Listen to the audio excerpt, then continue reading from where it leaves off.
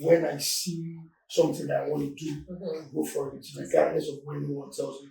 I would rather fail and learn from it, but instead of not trying at all. Yeah, that's helped me a lot. That's it. Hello everyone, I'm your host Ruth.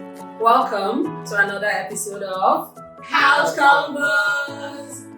Today we have an exciting guest on the couch with us today. He is a medical professional who has turned a musician. He's an exciting guest, and without further ado, let's give it up for Tobi. Hi Tobi. Good. How are you doing today? I'm calm. It's chill. Good. I'm sure our guests are looking forward to hearing about your exciting career journey and exactly who you are. So do you want to start with telling us about yourself, what you used to do before, and how you got into what you're doing right now? Yeah, so my name is Tobi. Obviously I'm from Lagos, Nigeria. I moved from Lagos to Ukraine in 2011 in pursuit of medical degree. So I was there for 11 years in Ukraine. And out of those 11 years, I spent 6 years in school. Graduated with bachelor's degree, MBBS of medicine. And then for the remaining 5 years, I did music professionally. Although prior to moving to Ukraine, I've been doing music as well. I had to just combine the two at some point. And then after that, I moved to London, United Kingdom in 2022 when the invasion happened. So since then, I've decided. That's really interesting. There's a lot that we need to unpack on what you said. You moved to Ukraine in pursuit of a medical degree. Why Ukraine? I know Ukraine is popularly known for the medical profession, but why specifically Ukraine? For me, I had some friends who were already in Ukraine, so they were able to tell me about the university and how cheap it was, because I was going to do medicine in the UK. But the price at the time wasn't realistic, I had to move to Ukraine. And I heard also that the teachers and the lecturers were very good with medicine. So and as soon as I got there, I was able to testify so that these guys know their own names. That made me to be able to make that kind of decision. That's really interesting. You mentioned the fact that you started doing music towards the tail end of your degree. How did you make that switch all the way from medicine to music? How was that like? How did your family take it? Like I said, I've been doing music even since I was 8, but it wasn't on the professional level. So it was just a continuation of what I just made redundant because of medicine. So it was very easy for me to pick up after medicine. And because even when I was in school, I had already made some moves. I was in touch with some people that were in the music industry, top guys. So the transition was very swift for me. Okay, that's interesting. What was it like living in Ukraine and doing music in Ukraine? And then how did your family feel? I know you started when you were 8 years old, but not professionally. But then you did that professionally in Ukraine for a bit. How did your family take that? One. And two, what was it like living in Ukraine before the invasion? It's a good question. I mean, living in Ukraine, for me, when I moved there, it was a new environment. It was very cool. It gets to minus 30 degrees. And so when it's also in summer, it's very hot. So two extreme weathers. So I was in my first year, I had to adapt. And then the language was also a barrier. One day, even when they told us that most of them speak English, but as soon as I got there, it wasn't the case. So I was forced to learn Russian. Wow. To be able to communicate with the people there. But when you speak English, nobody wants to even listen to you. So it was challenging in the beginning, but I had to do it still. I had to do it. That's really interesting. So when the invasion happened in Ukraine, you decided that this is time for you to make a move and then move to the UK, right? Yeah, but actually I've been planning to make that move. But I just wanted to settle things properly until the invasion happened. So it was just like a forceful expulsion. I mean, people were running. There was just a lot of displacement, families and friends. And at the time, in fact, in 2014, that kind of scenario already happened, but it wasn't as serious as this one. So we all thought that they still the same thing. They will go back and stuff like that. But then people were calling, we were watching the news and stuff. Parents were panicking, so I had to make that move. But I'm glad that you settled and you made that move to the UK, and I'm glad that you already had plans, so it was easier to transition, put that plan into action. Another question I have for you, or I would like to ask is, what was it doing music in Ukraine compared to doing music in the UK? I think someone asked me that question today, kind of but it's a very interesting one. Because that was healthy, yeah, that's it. It was a very interesting one because in Ukraine, like I was doing music with professionals. These guys knew how to play. They spend their time rehearsing, practicing, and stuff like that. No shades to the people in the UK, but I just feel that people are just relaxed. They have other stuff to do. Like they just want to play and just make the money, but they don't want to put in that effort. There are times where, like, I've tried to start with a band, and then people just go like 1 foot in and then 1 foot out, so it's not really successful. I hope in the future things change. But it's just two different places, to be honest. Okay, so it's safe to say that your determination and discipline was built, or it was improved upon because of the Ukraine system of how they approach music compared to what it is here. But then how do you stay motivated considering the climate here in terms of music? Yeah, I mean, to buttress on the Ukraine system, so it's not even only in the aspect of music. I think their way of life, even the men, the women, they're fearless, you understand? You can see what's happening in the world, they never back down and stuff like that. So I think that's also helped me build some kind of character, And even prior to that, I know myself, like I'm also fearless. When I see something that I want to do, I go for it, regardless of what anyone tells me. I'd rather fail and learn from it. But instead of not trying at all. Yeah, that's helped me a lot in life. That's a really good tip. Quick question about medicine. Did you practice? I practiced for like a year. Wow, how was it like? The hospital in Woolwich. That's so cool. As soon as I got there, I knew I'm not sure that I want to do this. So, I mean, it's interesting. Even right now, I'm studying to be a senior clinical research associate. So we do clinical trials, where we do sanitary review verifications. We make sure that patients they are safe and healthy for the trials that are about to happen. Check if anyone has any comorbidities or they're taking concomitant medicines which can interact with whatever they're taking on the trials. So that it doesn't cause any serious adverse events or adverse events or stuff like that. So it's still a branch of medicine.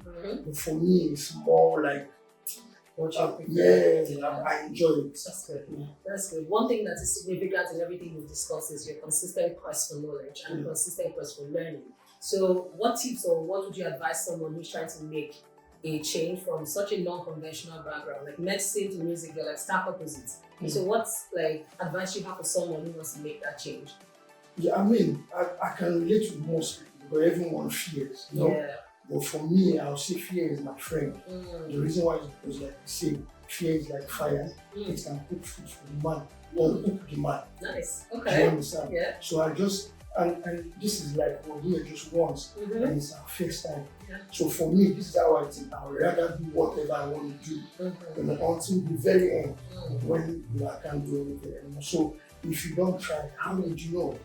You get it. So that's just my own principle. That makes sense. Be fearless, stay fearless, and just try. There's nothing that you're not going to lose anything by trying. If you fail, you get up and try again. Yeah, exactly. I'm sure some people who follow me on Instagram saw when I was jumping from a cliff into the blue sea and more than. One, I know how to swim, but then I never jumped that high before. And I was scared. I was like, let me do this. And just do it once and for all. And again, I went back and did it the second time. And by doing that, I conquered fear. So whenever I visit any place where there's a cliff and stuff, I'll be able to do that easy. Interesting. That's really, really cool. A little birdie told me that you're also a boxer. Tell us about that. So I'm not a professional boxer, obviously. I was on that journey to being a professional. But then I found that age wasn't on my side because the guys I was competing with, young guys, you understand? Yeah. And then I've suffered some injuries. But right now, boxing is what I do, like, for fun. And I like the adrenaline when you get hit and hitting people and stuff like that. You know, I used to love football. Yeah. And along the line, I don't know what happened. I just developed like strong interest for boxing. Okay. That's all very exciting. You already mentioned that you do boxing for fun. Any other thing you do for fun? But I can't think of any other thing. For me, it's just boxing. Okay. So what kind of music do you play? That's one question. And do you have any upcoming shows? So I play all genres of music. Afrobeat, pop. I've done jazz in the past. Although like I don't do jazz too much here in the UK. It's more of an Afrobeat. So I've taught the world with a lot of the artists. And yeah, I mean, there's always shows coming up. So I think I have one coming up in Morocco. That's so cool. So I will go out there and play with the guys in Saffron. That's cool. Will people be able to watch that? I don't know about that. But if you send me, I'll share for sure. For sure. Okay, before we release the episode, we'll definitely get those details and put it in the link. Morocco sounds exciting. Very exciting too. You've done a lot of things, like you transitioned from medicine into music. You started even at a young age in music in Nigeria, but of course it wasn't professional. Then you moved to Ukraine, you did music professionally, you moved back to UK to do that, and now you're studying for a clinical research program. You also did boxing in your spare time. So one question I've been trying to ask you all this while, it seems like you're avoiding, but we need the answer to that. How did your parents take this transition, especially from the medical background, because we know how Nigerian parents can be, a doctor, I want a doctor, then now to music, how did they take that? No, I've been avoiding that question. I'll avoid it. But yeah, that's an interesting one. My dad is a doctor, you know, so you can imagine. Yeah. Well, I think of the kind of family I come from. In as much as they nurture you in a certain way, like my parents understand that you are you.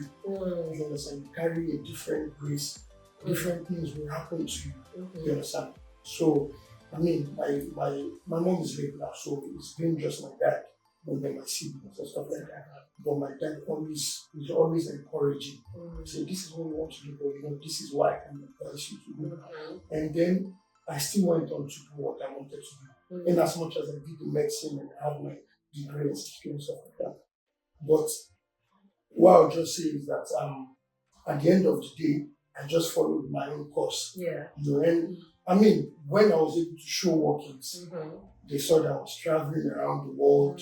I was living by myself, not even calling home, so I asked for savings there. So they were like, oh, okay, I think this is working. Because their own idea of playing music or being a musician is different. Yeah. We know what's going on now and how much you can make from music and stuff like that. So it wasn't too much of a challenge. But in the beginning, my dad kind of advised me, my elder brother, which is what they would do out of love. But at the end of the day, this is my own life. Yes. You have to know exactly what measures to take to better my life. Yeah. And for me, I'm open-minded. In the course of my own life in the future, things can change. For sure. And I can decide to take on something else. Definitely.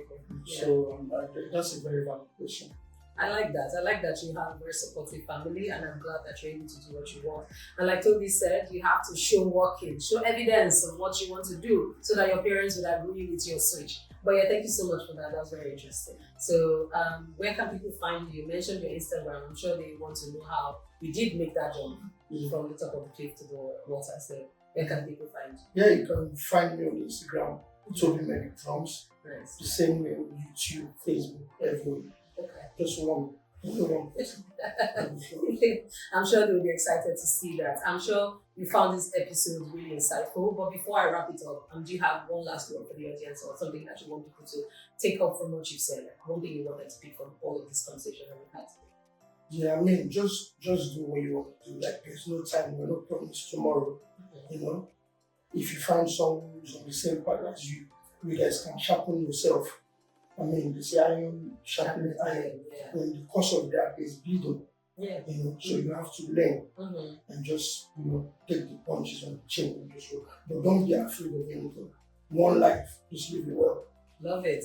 Thank you, Tobi. This has been an exciting episode, and Tobi has a lot of words of wisdom that has been dropped all through this episode, and I'm sure you will take something from there. This is someone who moved from medicine, music, and now is studying towards another area of medicine which he finds very interesting. There's been a lot of wisdom that has been shared on the couch today. So thank you, Tobi, for coming on the couch Thank today. you. It's been a great pleasure having you here. See you in a bit. Yeah. So, guys, look out for the next episode of Couch Convos coming soon. You can reach us anywhere across all social media channels. We're going to drop it in the chat. Also, we'd like you to subscribe, share this video with your friends. There's a lot of wisdom that Tobi has shared here, and you can benefit from them. You can also take your questions that you have for Tobi on couchconvos@elevationuk.org. We would also put it in the description box so you don't miss it. If you have any episodes or anything that you want us to discuss on the couch, please let us know. We'll be happy to have that guest on the couch actually. Thank you.